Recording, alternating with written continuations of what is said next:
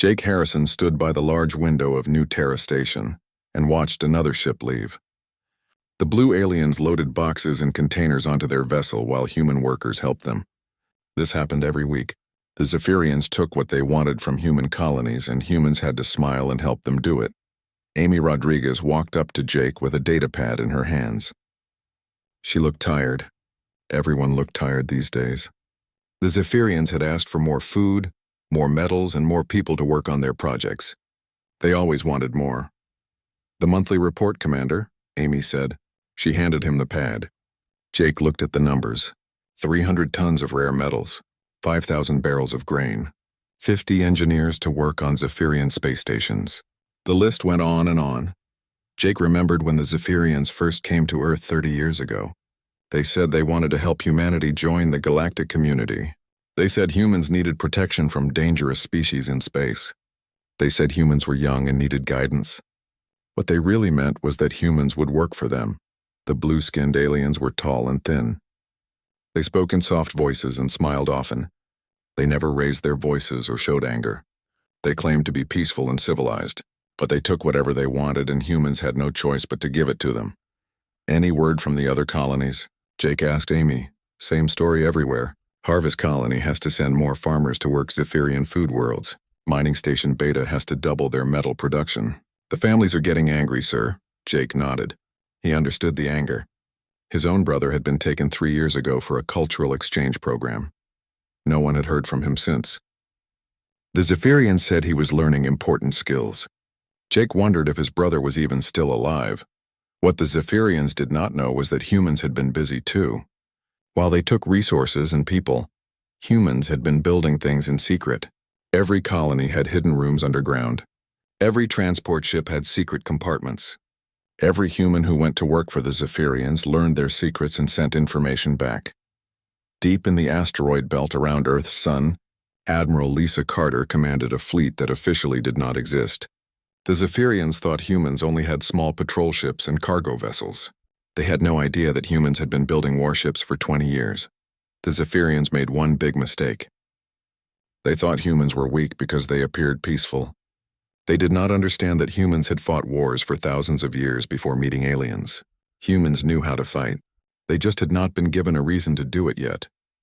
That reason came on a Tuesday morning when Rick Palmer received a message that changed everything. Palmer was the governor of Harvest Colony, a farming world with 2 million people. The message came directly from the Zephyrian High Command. Palmer read the message 3 times before he believed it. The Zephyrians wanted 10,000 children between the ages of 8 and 16. They said the children would receive excellent education in the Empire's core worlds. They said it was a great honor for humanity. They said the children would return as ambassadors between the species. Palmer looked out his office window and saw his 8-year-old daughter Lucy playing in the garden with her friends. She was laughing as she chased butterflies between the flowers. Palmer imagined Zephyrian ships taking her away. He imagined never seeing her again. He walked to his desk and opened a locked drawer.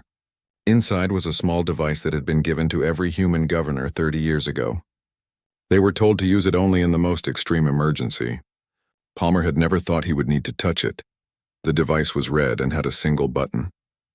Palmer picked it up and held it for a moment. Pushing this button would change everything. There would be no going back. The peaceful relationship between humans and Zephyrians would end forever. Palmer thought about Lucy. He thought about all the children on his world. He thought about his brother who had disappeared into a Zephyrian education program 15 years ago. He pushed the button. Far away in the asteroid belt, Admiral Lisa Carter felt her communicator buzz. She looked at the small screen and saw a red light flashing. She had been waiting for this signal for 30 years. Around her, the bridge crew of the warship Vengeance turned to look at her. "Signal confirmed," Carter said. "Begin Operation Homecoming. Send the message to all fleet commanders. Tell them the children of humanity will not be slaves." Throughout human space, secret messages began traveling through hidden communication networks. On mining stations, workers began moving to positions they had practiced for years. On cargo ships, hidden weapon systems came online. On peaceful farming worlds, underground bunkers opened and armed humans emerged. The Zephyrians had ruled the galaxy for 300 years. They had never faced serious resistance. Their military was designed to keep peace between civilized species who followed rules. They had no experience fighting a species that had evolved through constant warfare. Jake Harrison watched the Zephyrian ship finish loading and prepare to leave New Terra Station. The blue aliens waved goodbye politely, as they always did. They had no idea that this would be the last tribute ship to leave human space peacefully. In 12 hours, every Zephyrian installation in human territory would be under attack.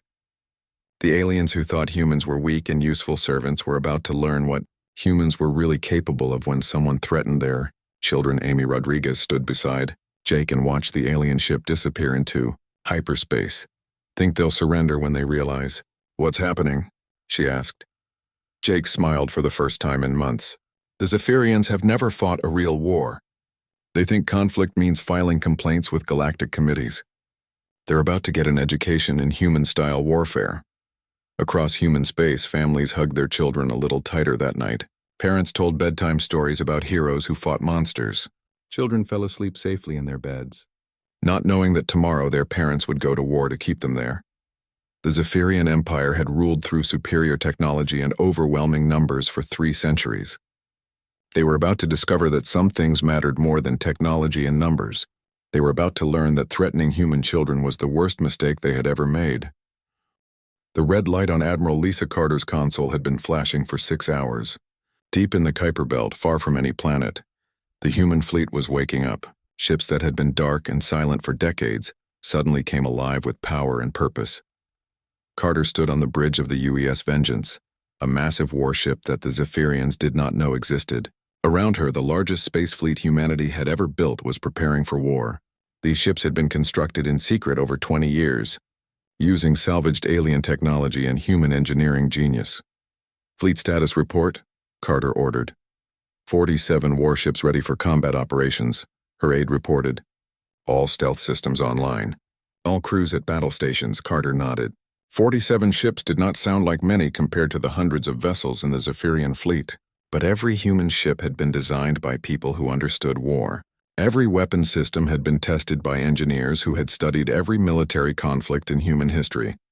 Captain Steve Morgan commanded the stealth frigate Shadow Dancer. His ship was smaller than most Zephyrian vessels, but it could appear and disappear like a ghost. Morgan had spent 5 years working on Zephyrian space stations as an engineer. He had learned their technology, studied their defenses, and memorized their patrol routes. "Nina, are you ready for this?" Morgan asked his weapons officer. Sergeant Nina Wells had also worked for the Zephyrians, but not by choice. She had been taken as a teenager for their cultural exchange program. For 3 years, she had lived on alien worlds and learned their language, their customs, and their military procedures. When she finally escaped and made it back to human space, she brought valuable intelligence with her.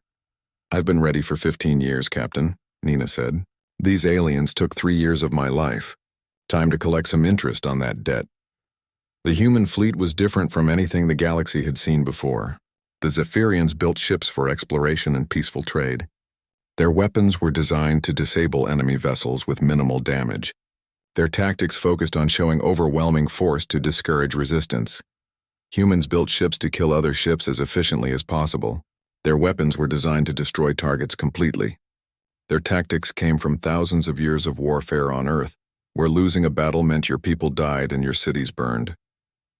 Tony Clark had designed the weapon systems for most of the human fleet. He was a quiet man who had spent his career making better engines and more efficient life support systems. But when the Zephyrians started taking human children, Clark had turned his genius toward creating instruments of war. "The aliens think in terms of minimum necessary force," Clark explained to the weapons crews. "They want to win battles with the least amount of damage.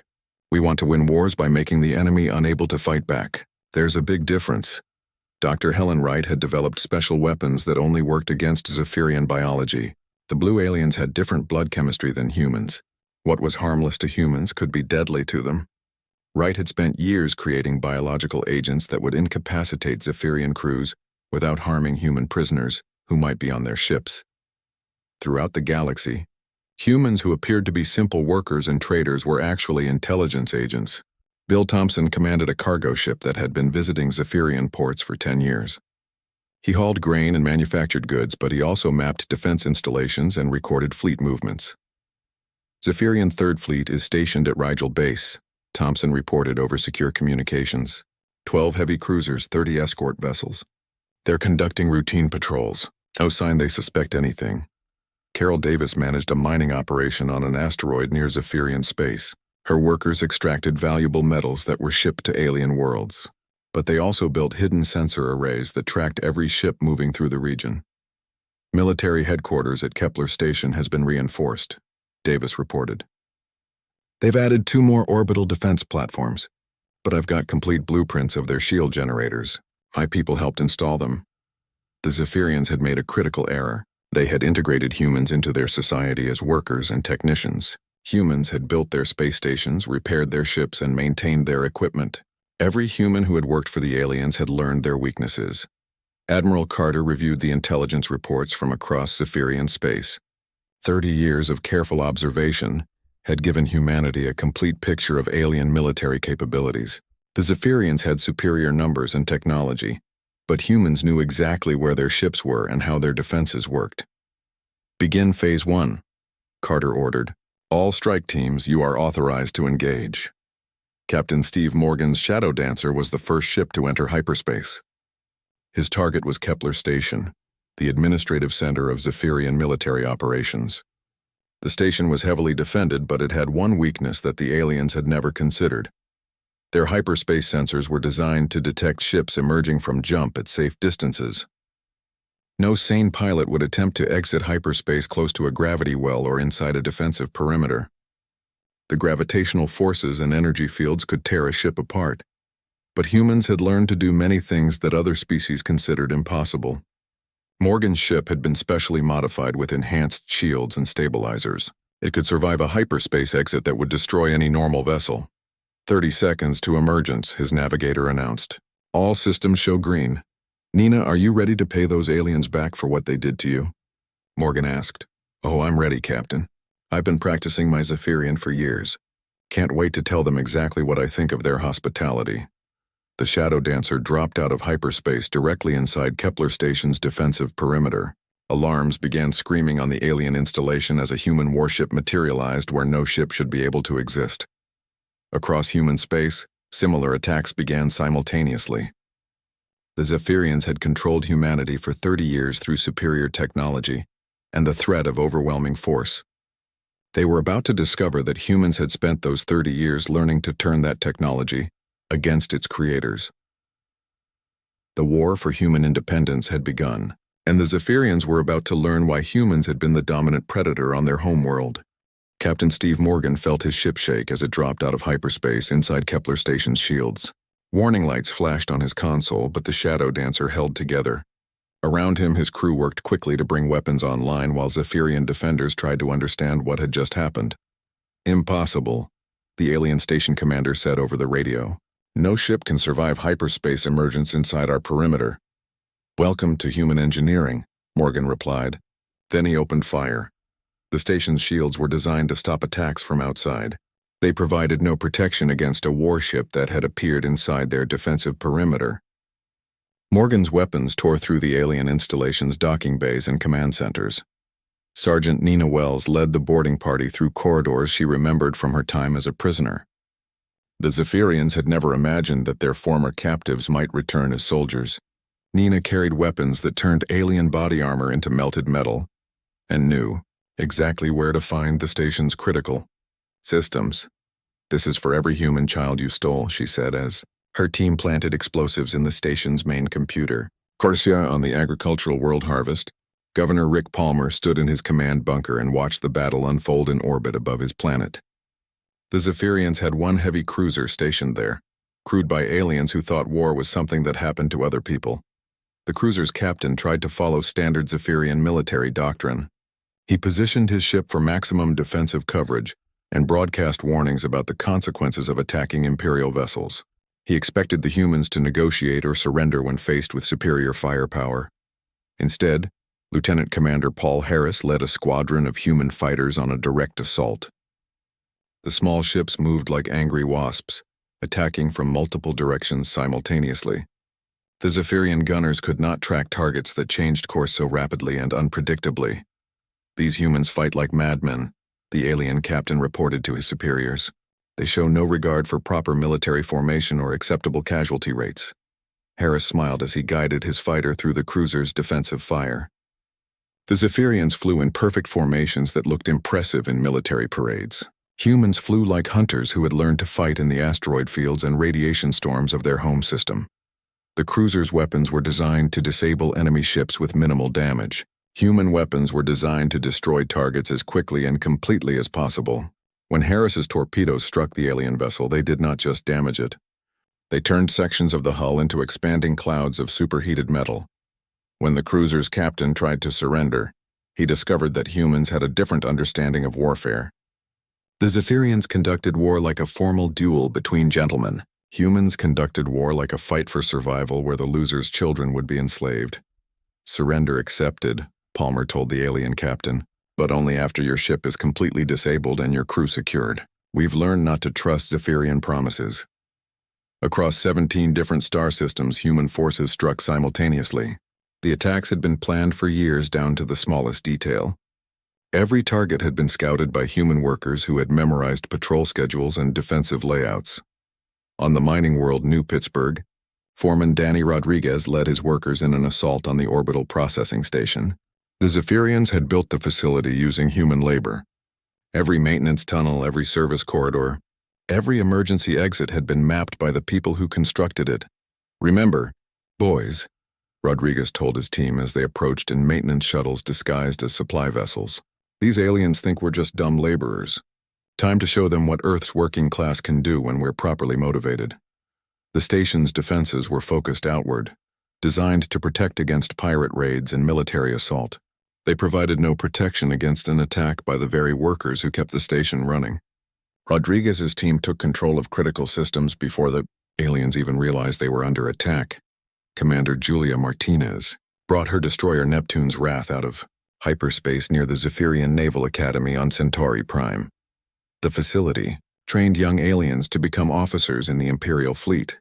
It was heavily defended but had one critical weakness. The Academy's instructors taught warfare as a theoretical subject.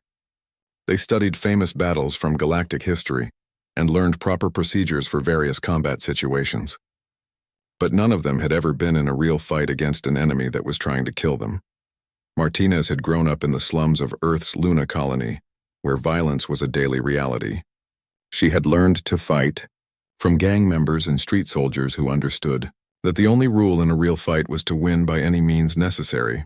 Target their communications array first, she ordered, her weapons officer. Can't call for help if they can't talk. The Academy's defensive coordinator tried to organize a proper response to the human attack. He consulted his tactical manuals and attempted to implement standard defensive procedures. But the manuals had been written for conflicts between civilized species who followed accepted rules of warfare.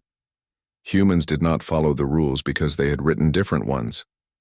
While the Academy's defenders tried to establish proper firing patterns, Martinez's ship attacked from 3 different directions using weapons that should not have been able to work together. Captain Kevin O'Brien watched the battle reports come in from his command post on Ross Prime. Every human attack was succeeding beyond their best-case projections. The Zephyrians were not just losing battles. They were being completely overwhelmed by an enemy they had never understood.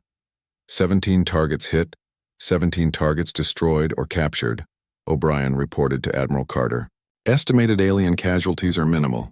Most of their crews surrendered once they realized their situation was hopeless.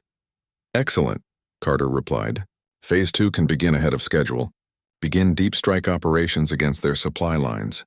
The Zephyrians had controlled the galaxy for 3 centuries through technological superiority and overwhelming numbers. They had never faced an enemy that was willing to use every possible advantage to win. They had never fought a species that treated war as a matter of survival rather than politics. As reports of the human attacks reached the Imperial capital, Emperor Zethkar struggled to understand what was happening. His military advisors assured him that this was a minor rebellion that could be crushed easily. They recommended assembling a large fleet to demonstrate Imperial power and force the humans back into submission. But Admiral Lisa Carter had studied Zephyrian military history.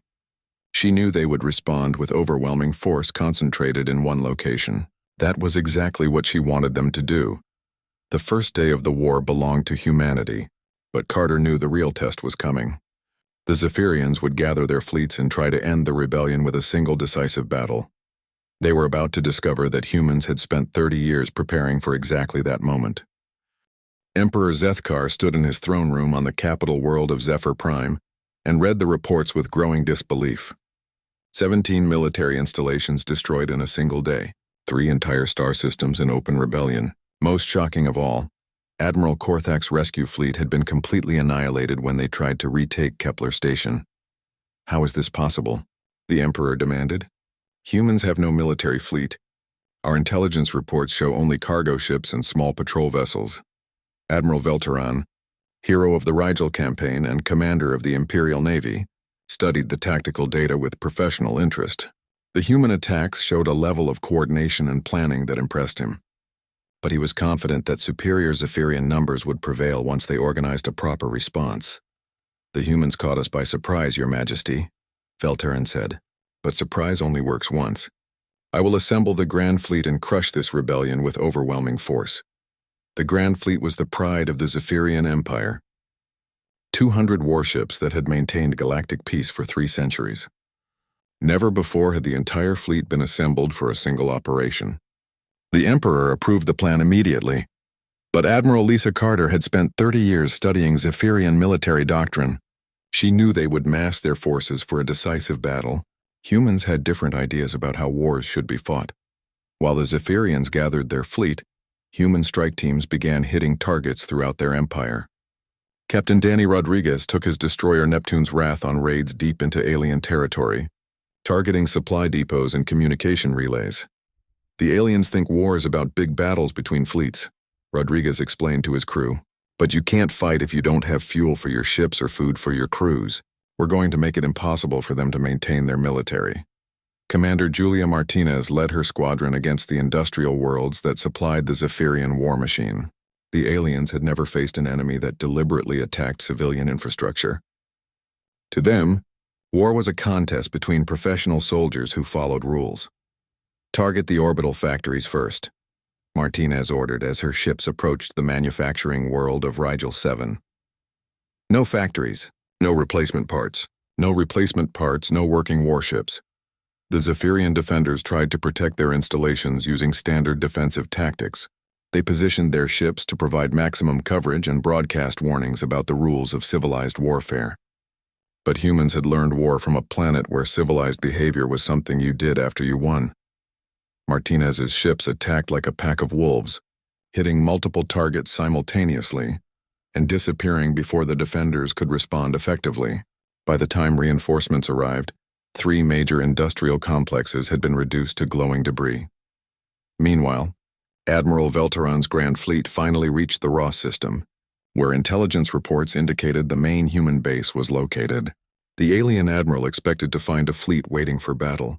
Instead, he found something that challenged everything he understood about warfare. The humans had turned the entire star system into a weapon. Minefields guided incoming ships toward killing zones. Automated weapon platforms appeared to target vessels that strayed from safe corridors. Most disturbing of all, the defensive systems seemed to learn from each attack and adapt their responses. Captain Kevin O'Brien watched from his command bunker on Ross Prime as the alien fleet struggled with defenses that had been 30 years in the making. The Zephyrians advanced cautiously, following their tactical manuals and trying to clear safe passages through the obstacles. They're treating this like a puzzle to be solved, O'Brien observed. They don't understand that we designed it to be unsolvable. The human defenses used principles that the Zephyrians had never encountered. Every mine that exploded provided data that helped the remaining mines target more effectively. Every weapon platform that was destroyed transmitted its sensor data to nearby units, allowing them to compensate for the loss. Lieutenant Sarah Williams commanded one of the automated defense stations. Her facility was hidden inside an asteroid and appeared to be nothing more than rock and ice. But when Zephyrian ships came within range, it revealed weapons that had been designed specifically to counter alien technology. Contact bearing 27 Mark IV, Williams reported. Zephyrian heavy cruiser attempting to clear the minefield. Engaging with antimatter torpedoes, the alien ship's shields were designed to protect against energy weapons and conventional explosives. They provided little defense against weapons that annihilated matter at the atomic level. The cruiser simply ceased to exist, leaving only a brief flash of light to mark where it had been. Admiral Veltaran found his fleet trapped in a maze of death, where every move forward cost him ships. The humans had not built defenses to stop an attack. They had built a trap to destroy any force foolish enough to enter it. "This is not warfare," Veltaran complained to his staff officers. "This is butchery. Where is honor? Where is the glory of battle between worthy opponents?"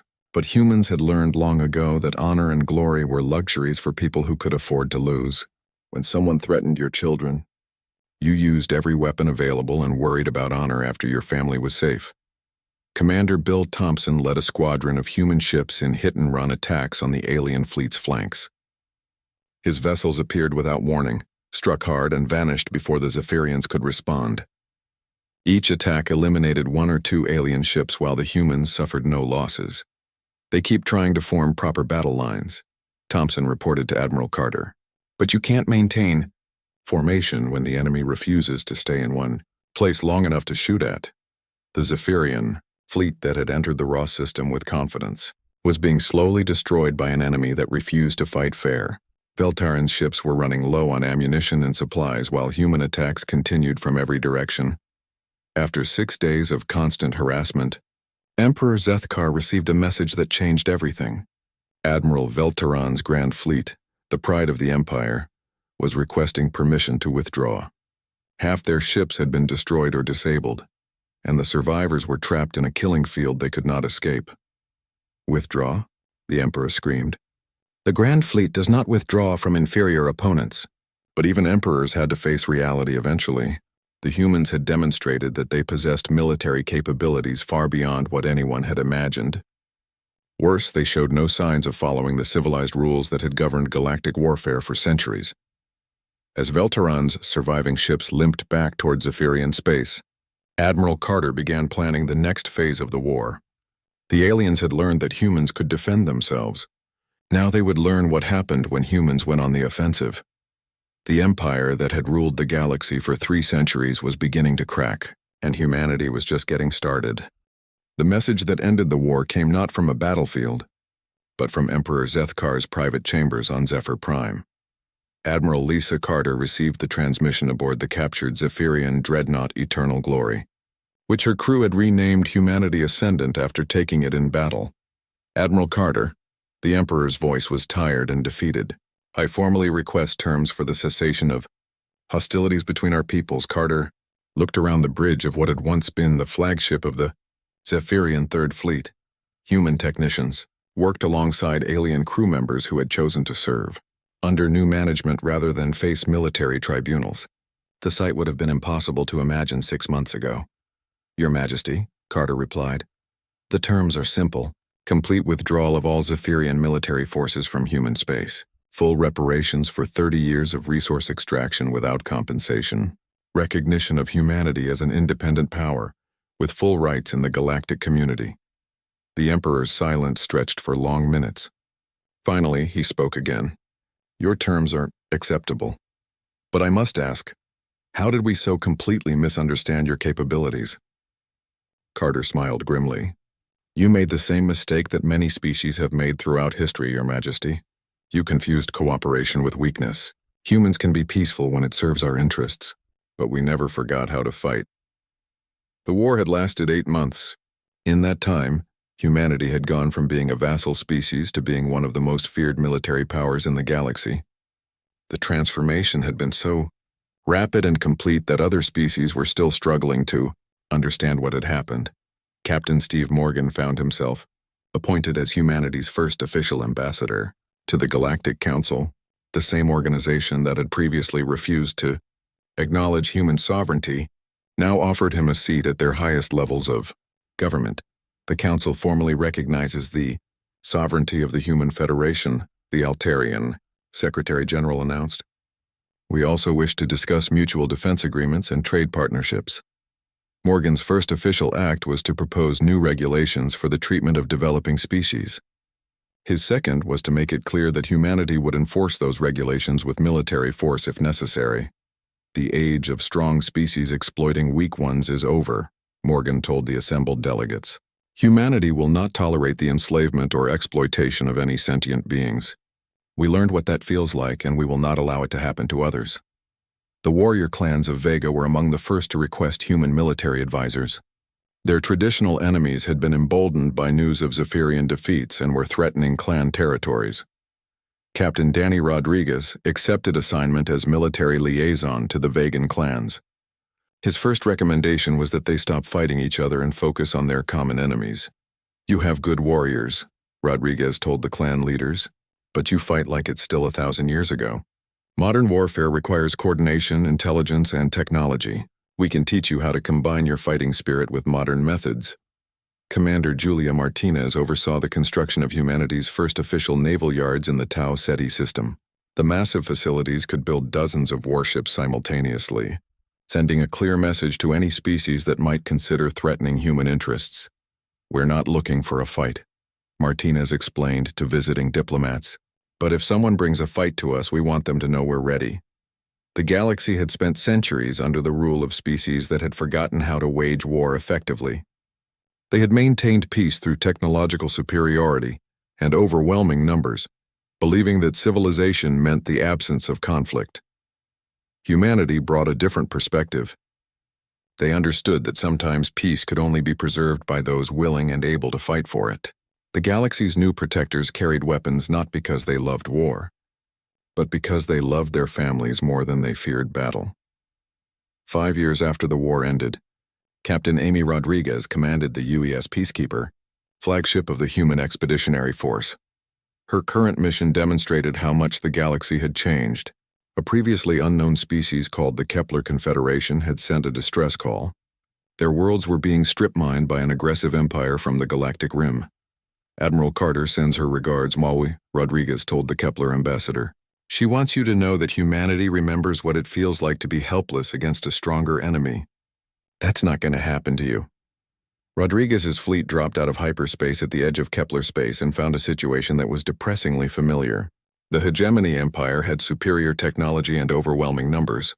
They were using both to extract resources from weaker species who could not defend themselves.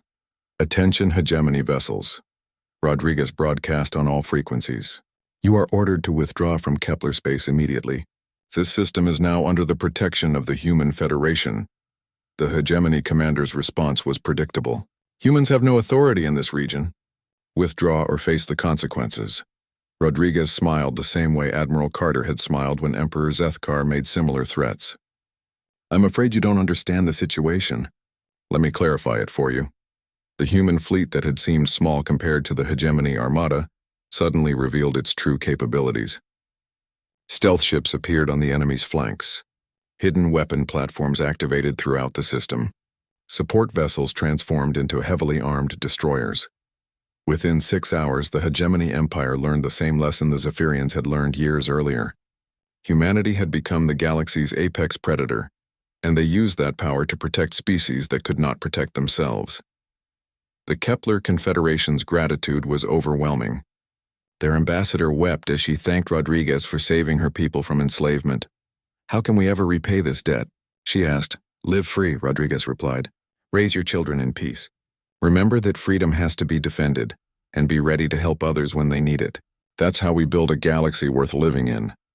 As Rodriguez's fleet prepared to return to human space, she reflected on how much had changed. Humanity had started as victims of a stronger empire. They had become the guardians of galactic peace, not through conquest but through the willingness to fight for what was right. The galaxy was learning to appreciate its newest protectors, even if they still occasionally wondered what they had unleashed. Humanity had proven that the combination of advanced technology and warrior instincts could reshape the political landscape of entire civilizations. But humans had also proven something more important. They had shown that strength without compassion was just another form of tyranny. The species that had overthrown the Zephyrian Empire had chosen to use their power to protect the weak, rather than exploit them. In the end, that choice made all the difference. The galaxy had new guardians, and for the first time in centuries, the strong feared consequences for abusing the weak. It was not the peace of submission that the Zephyrians had imposed, but the peace of justice that humanity had chosen to defend. The empire had shaken, fallen, and been replaced by something better, and humanity's children slept safely in their beds, knowing that their parents would never again bow to anyone who threatened their freedom.